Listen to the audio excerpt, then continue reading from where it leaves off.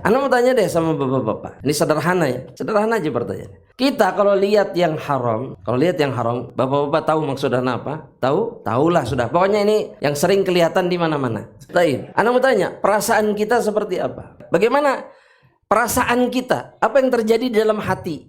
Gelisah? Oh, Masya Allah. Gelisah, apalagi? Ada yang merasa beruntung? Mungkin, tapi itu mungkin terjadi kan? Wah, Alhamdulillah. Dia ngomongnya apa? Alhamdulillah. Karena Anda lihat cuma sekali. Kan kata Nabi juga, yang pertama boleh, yang berikutnya haram. Tapi kan semua yang pertama, habis ini datang yang itu.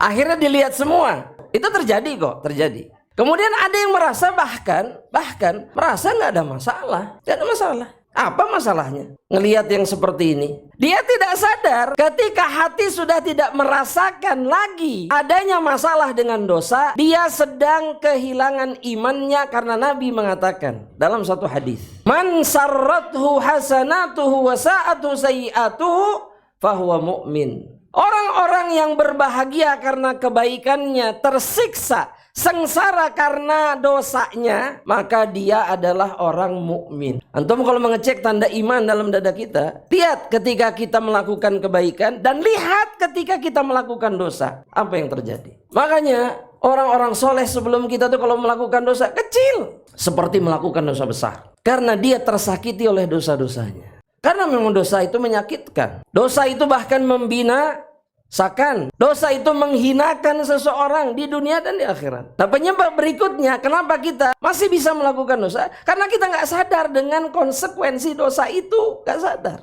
Jamaah, kalau jamaah tahu apa yang kita lakukan, kita sendiri lakukan, itu akan merugikan kita dalam urusan dunia. Masih akan tetap dilakukan atau tidak? Nggak akan. Nggak mungkin berniaga sama orang, tapi dari awal sudah kelihatan kita pasti rugi sekian. Mau dilakukan? Gak ada untungnya, hanya rugi. Akan tetap dikerjakan? Lantas kenapa? Dengan dosa kok kita bisa terus mengerjakannya? Padahal jelas-jelas bukan hanya saja merugikan, dia menghancurkan dan membinasakan.